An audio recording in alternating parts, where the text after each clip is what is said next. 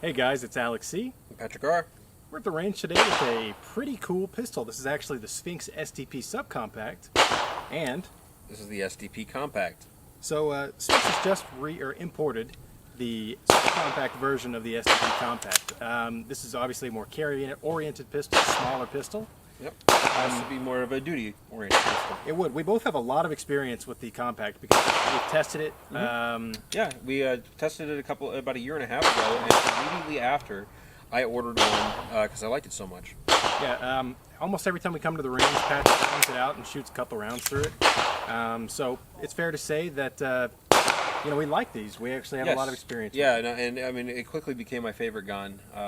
Favorite handgun? I mean, one of my favorite guns. Wow, there you go. So, okay, so let's talk a little bit about the new subcompact. First of all, it comes packaged in a freaking awesome box. yes, just like the SDP Compact, it comes packaged in a very nice, plastic case with lots of accessories. Yeah, it felt like I was opening a wedding invitation because it even had tissue paper in there and a little Swiss flag on the trigger guard, which was cool. I mean, it's great that they have so much pride in their product that they take that much care in packaging it. They do. Now the MSRP is a little high on these. However, what you are getting is, the Swiss cost of labor with Swiss precision. Right. Everything we've tested from Switzerland is awesome, like our video on the 510. Yes, that was a good gun. Yeah. So I'll link to the review we did on the Compact in the description. But as for this video, I say we get to shooting the subcompact. Yeah. Let's do it. All right, so I've got about 1,500 rounds downrange through my SDP Compact over the last year and a half or so, something like that. I love the gun a lot. It's got a pretty good trigger. It seems like the trigger quality has kind of fallen off a little bit over the time period I've had the gun. So let's go ahead and give the subcompact a try. It's got a 13-round magazine. All the controls are laid out just like the other one. It's got a nice decocker, which is ambidextrous. So let's give it a shot. Not bad. Trigger's pretty good on double action. That's cool. Alright, so in the first round, the gun actually completely seized up, and we had to clear the malfunction by placing the slide on a table and whacking the frame really hard, so that didn't start the review off too well. Alright guys, now it's my turn to give the SDP Subcompact a try. To be real honest with you, I'm not much of a pistol guy. I really prefer shooting rifles. They're just more enjoyable to me. Obviously I've shot some that I really enjoyed, like the Strike 1 we did a while back. But I'm going to see if this is up to par.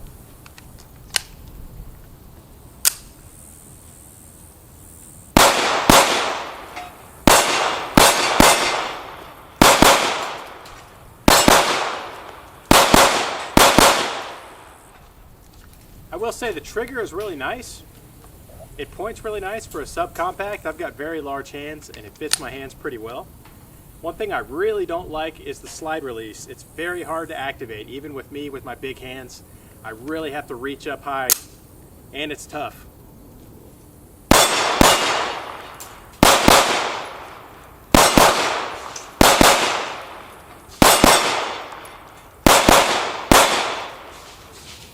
The trigger's nice, the gun fits my hand well. I will say I prefer the compact just because it's a bigger gun and it's more fun to shoot.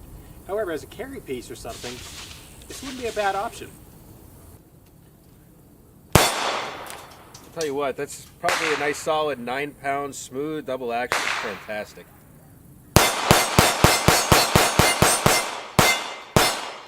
The 13-round capacity is pretty nice on a gun this small. Something else I really like about it is you can run the compact magazines, and you can run standard CZ75 mags. This is a 19-round mag from, I think it's Magar maybe. But, honestly, I think I'd be hard-pressed not to buy one of these. I think it'd make a really good little carry gun. Alright, so here again we tried to get a really nice glamour shot of the pistol. Like we do in most of our pistol videos, we try and get a nice close-up. So Patrick decocked it and fired it, and then it locked up again. And we had to do the same thing and bang it on the table to basically get so we could keep shooting it. Alright, so I'm going to shoot the compact, and that way we can go ahead and get a direct comparison.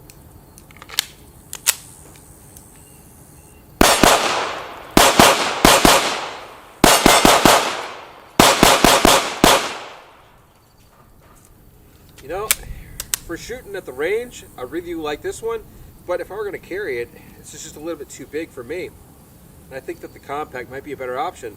All in all, I think they did a really great job of scaling this down to a manageable size for concealed carry. Sir, I believe you've requested the subcompact. Oh, yes. Thank you, Gun Butler.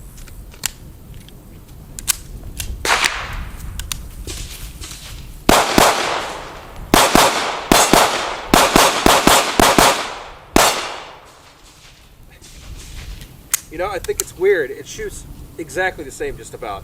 Yeah, in fact, you're equally controllable. I think they did a fantastic job. This is an awesome gun. And honestly, I'm a little bit sad that I bought the compact instead of the subcompact because, well, you know what? There's nothing wrong with having both, I guess. All right, so I've got a hostage ringer set up at about 10 yards. I'm going to see if I can hit the little disc on top. One thing I'd like to note is that pulling back the slide on this is pretty tough, even for me. It is noteworthy, though, that I've broken my left wrist a couple of times, so that's not unusual. However, it is something to point out that it's a little stiffer on this gun than most guns of its size.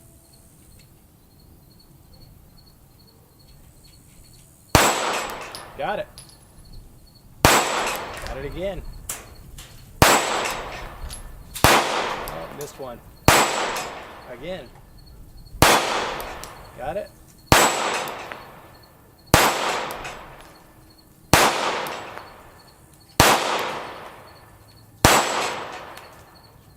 I only missed the dang thing one time. So it's definitely an accurate pistol. It's got that nice CZ75 style internal set of frame rails. So it's got a low bore action. Pretty easy to shoot, very accurate. Alright, so here we do Glamour Shot Take 2. Remember what I said earlier about the slide release being hard to press? Patrick just straight up abandoned that and pulled the slide back, but here we go.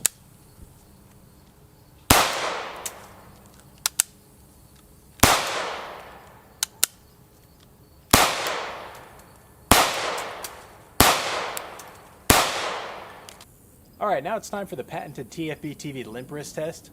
The reason we do this is because maybe in a high stress situation you might not have the grip that you need to if you drew really fast. You want to make sure your gun functions regardless of, you know, whether or not you have it in a particular position in your hand. And it looks like as a bonus. So here we go.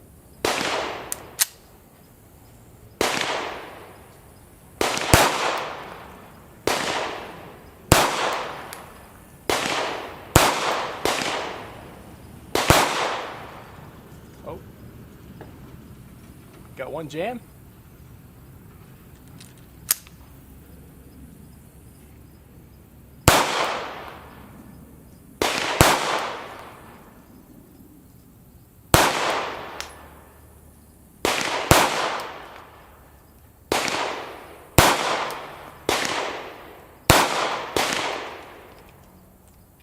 So one, you know, we've had guns never fail. That's not the worst I've ever seen, but it's not the best. To be honest, I've done it with a Glock 17, and the Glock did it about every other round. Maybe it's a snag Glock.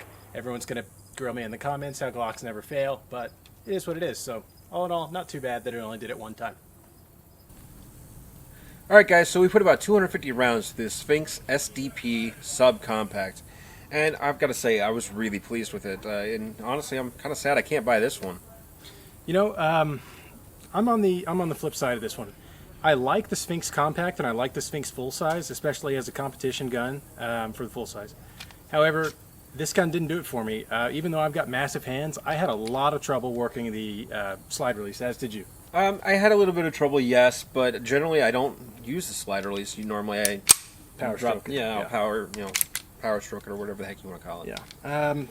Also, it's worth noting we had two failures where the gun completely locked up. Yeah, I had to go ahead and actually set the front sight on a table and hit my wrist downwards in order to go ahead and get it to unlock. It was a pretty significant failure, and it wouldn't be able to be cleared if you were using this in a self-defense situation. In a gunfight, it would have got you killed, basically. Yeah, absolutely. Now, we shot 250 rounds through it, so 2 out of 250 is, to me, not acceptable. However, I would like to shoot about 1,000, 2,000 more rounds than that through it. Maybe it's got a break-in period, and maybe if it was reliable after that, you know, maybe we used bad ammo or something, but it's working fine in everything else. We shot a Beretta 92 today, a CZ75. It worked fine in the regular compact. So I would not be comfortable carrying this gun based on what we saw today. As of right now, no, I wouldn't. It does shoot really well. I'm going to admit the trigger on this one is better than the one that's on my compact, and that makes me a little bit sad about my compact. But it's got a fabulous trigger. It points really naturally. I was able to shoot pretty quickly and accurately with it. If it were reliable, I'm pretty certain I'd carry it. You know, another problem is it's got a street price of $900, and that's going to send a lot of people running for the fences because that is a very high MSRP when you have M&Ps and Glocks right now selling for $500. Right. You know, the Glock 43 that I carry every day, I paid less than half that. Yeah. So take it as you will. It's a premium pistol, and it had 2 failures that locked it up completely today. So I personally don't see the value of $900 in it. No, I don't. But and that's just we don't like to say this kind of stuff in review, but we're honest and upfront with you guys, and that's what happened. So yeah, if we're reliable, I could see spending $700 on something like this. Maybe. Yeah. At $700, I'd be a buyer personally. Yeah, me as well. At $900 and this particular example not being reliable, I don't think I could go for it. I don't think so. However, it's very well made. All the parts are nice. It's got very tight tolerances. The trigger is fantastic. But the 2 malfunctions and the fact that I personally had trouble working it, manipulating the controls, not for me. On the inverse side, just like you said, you could see yourself carrying it if you had some time on one and it ran just like you wanted it to. Yeah, if it ran like I wanted it to, I definitely would carry this. I don't think it's overly heavy. I think it's about the right size, and it's got a nice 13-round capacity. Mm-hmm. Yeah. Anyways, also I'd like to thank Ventura Munitions for providing the ammunition for this test. Yep, and I'd like to thank Grizzly Targets for providing the steel that we got to shoot at. Absolutely, guys. I'm Alex C. And Patrick R. Thanks for watching this episode of TFBTV. If you liked it, maybe if you have a subcompact and you've experienced issues, or if you haven't, drop a comment. Also, maybe hit that subscribe button if you want to see us be jackasses on camera a little bit more. Yeah, or even give us a thumbs up or thumbs down. Yeah. Anyways, we'll see you next time, guys. See ya.